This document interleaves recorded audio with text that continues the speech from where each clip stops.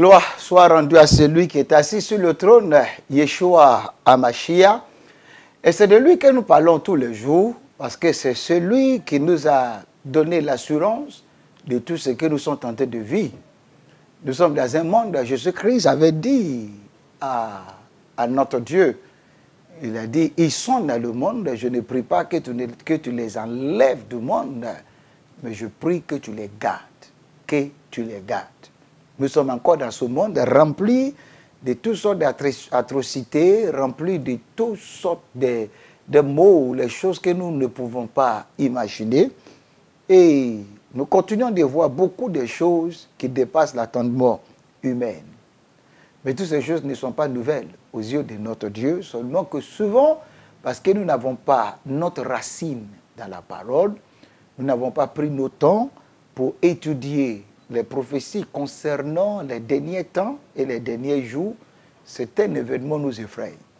Et souvent même, nous prenons nos temps pour prier, pour que le monde change, pour que le monde s'améliore et que le monde soit un paradis.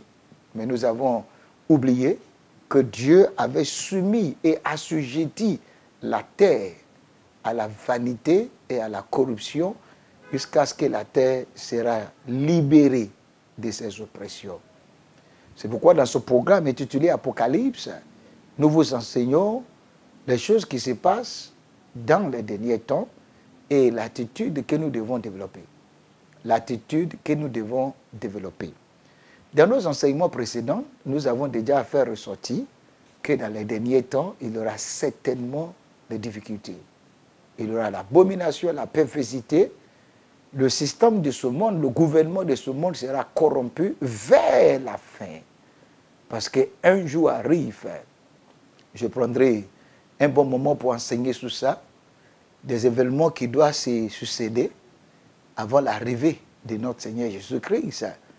Mais dans le temps actuel où nous vivons, ça avait été déjà prédit qu'il y aura des temps difficiles.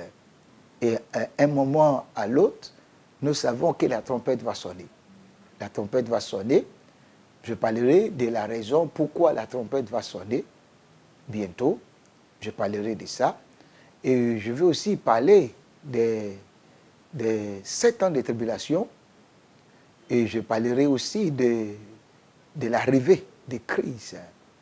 Et le millénaire, et la nouvelle terre, et le nouveau ciel qui sera établi. Ce sont des procédures. Je vais vous amener à comprendre toutes ces choses et vous allez comprendre pourquoi nous sommes dans le moment où nous sommes tentés de vivre. Pourquoi aujourd'hui, l'homosexualité, le lesbianisme, tout ce que vous voyez qui vous énerve et qui vous irrite. Pourquoi le djihadisme, pourquoi le terrorisme, pourquoi les nations du monde se jettent continuellement dans la corruption, pourquoi certaines choses nous sont cachées, pas par le diable, mais par les hommes qui sont comme nous, qui doivent aussi œuvrer pour l'amélioration de la terre, mais qui ne font que d'œuvrer pour la destruction de la terre. Et souvent, ça m'intrigue, et ça me fait rire souvent, que les mêmes personnes qui créent les désastres de la terre, à un moment de leur vie, et je me pose la question, quel est le motif de rendre la terre difficile? Et ils ne sont pas éternels. Au bout de 100 ans humains, ils disparaissent. Mais ils vont mélanger la terre avant de partir. Mais pour nous, que devons-nous faire? Parce que nous sommes encore là. Certainement, Dieu veut que quelqu'un vive 90 ans, 80 ans, 70 ans, 100 ans, 110 ans, 120 ans. Mais comment l'homme va vivre? Ce n'est pas la longévité qui compte. Mais il faut bien vivre. Il ne faudrait pas que tu rabattes du côté du diable, du côté de la prédiction. Il ne faudrait pas que tu baisses la main. Il ne faudrait pas que tu sois assujetti par des choses que le diable planifie partout dans le monde entier. Que dois-je faire dans les moments difficiles, dans le temps d'Apocalypse? Que dois-je faire? Hébreux chapitre 12, verset 1 au verset 3. Hébreux nous parle ceci. Il dit nous donc aussi, puisque nous sommes environnés d'une si grande nuée de témoins, rejetons tout fardeau et le péché qui nous enveloppe si facilement, et courons avec persévérance dans la carrière qui nous est ouverte. Ayons les regards sur Jésus. Waouh! cette partie, c'est ce que je veux toucher. Ayons le regard sur Jésus, le chef et le consommateur de la foi, qui, en vue de la joie qui lui était réservée, a su faire la croix, mépriser l'ignominie et s'est assis à la droite du trône de Dieu.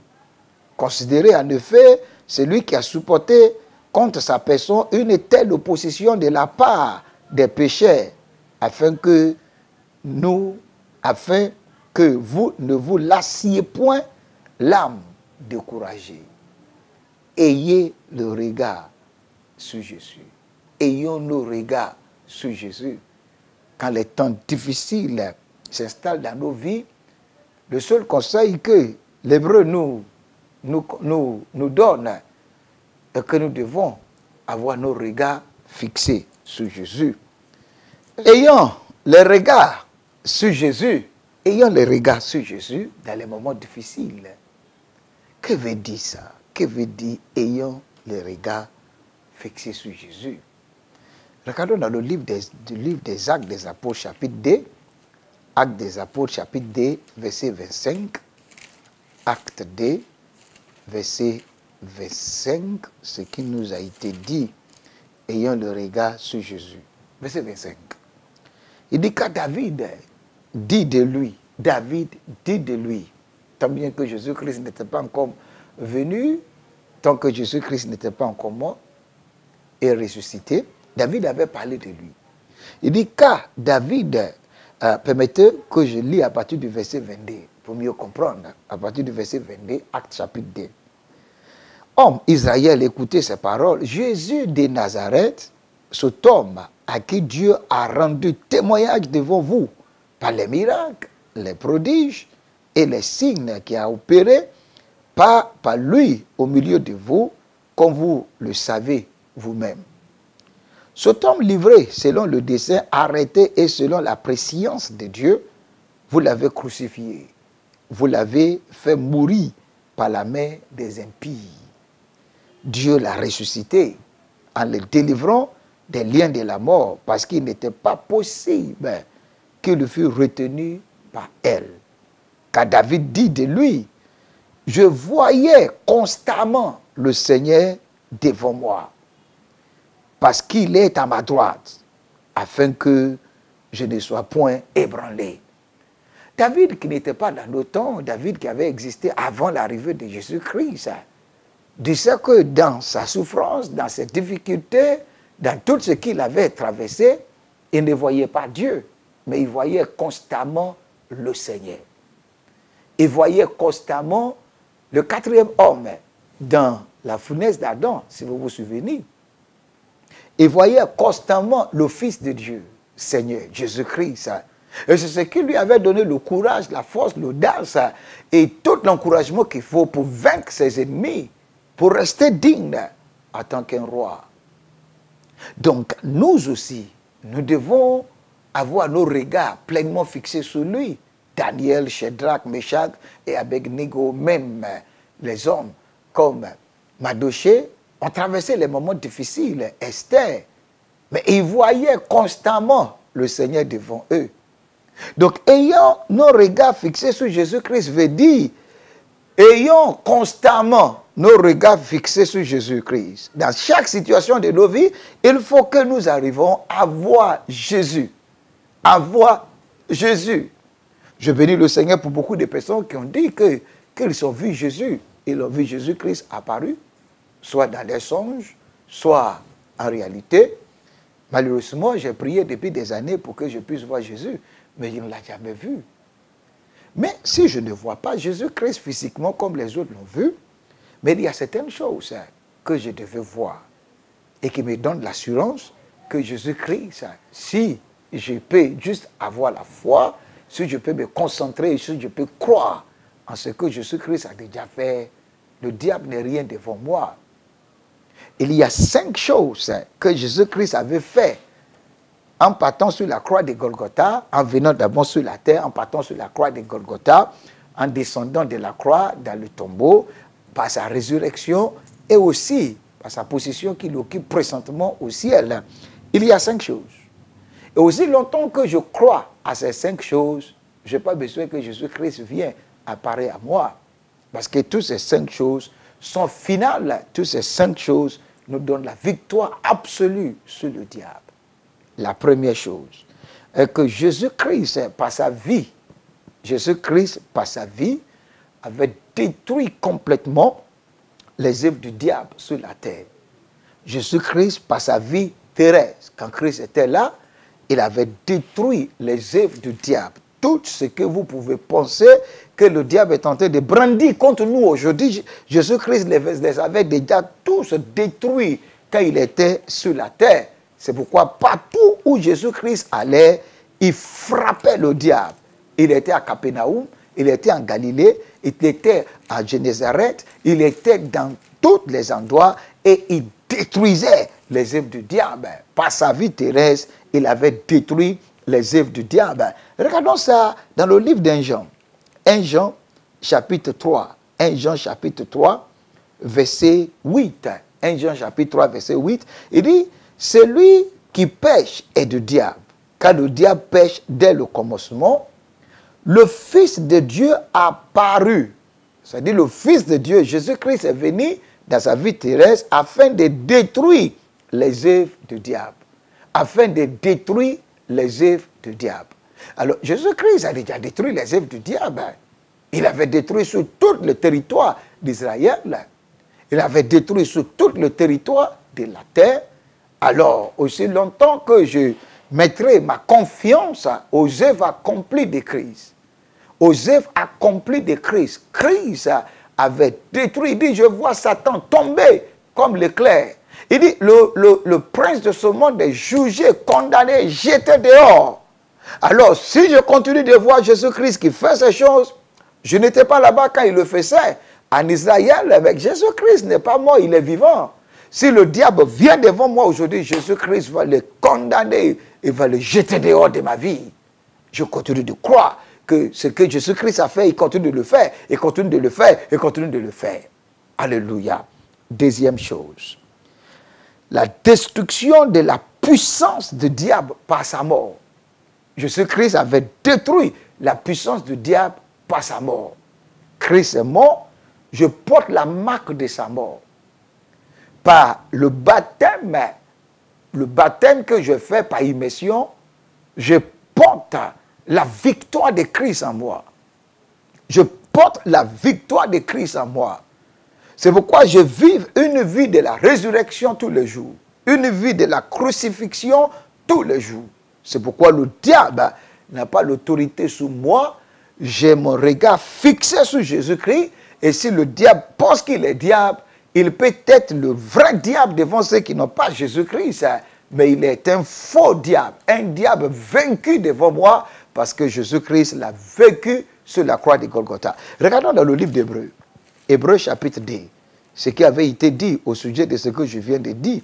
Hébreux chapitre 2, du verset 14 au verset 15. Ainsi donc, plus que les enfants participent au sang et à la chair, il y a également participé lui-même, afin que par la mort, il anéantit celui qui a la puissance de la mort. Il anéantit celui qui a la puissance de la mort, c'est-à-dire le diable. Alléluia. Il est déjà anéanti par la mort de Christ. Alors si mon ennemi est déjà anéanti, pourquoi le craindre?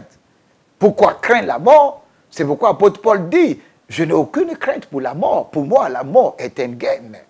La mort est un gain. J'ai vaincu la mort. J'ai vaincu. Il dit, j'ai combattu un bon combat. J'ai vaincu. J'ai remporté le prix. Alléluia. Parce qu'il croyait à la crucifixion de Christ, à la mort de Christ, qui a anéanti le pouvoir du diable. Alléluia. Au verset 15, il dit, et qu'il délivra tous ceux qui, par crainte de la mort, étaient toute leur vie retenus dans la servitude. Je n'ai aucune crainte pour la mort, ni la mort dans mes finances, dans mon foyer, dans ma famille, dans la vie de mes enfants, dans ma santé. Je n'ai aucune crainte pour la mort. Parce que celui qui vit en moi est déjà ressuscité. Il est mort, il est enseveli, Il est ressuscité. Il a détruit le pouvoir de la mort. Et la bonne nouvelle, il ne vit pas au ciel. La bonne nouvelle, il ne vit pas dans l'atmosphère. La bonne nouvelle, il vit en moi. Alléluia. Quand le diable viendra avec tous ses armes de la mort, avec tous ses arsenals de la mort, il ne peut rien faire contre moi.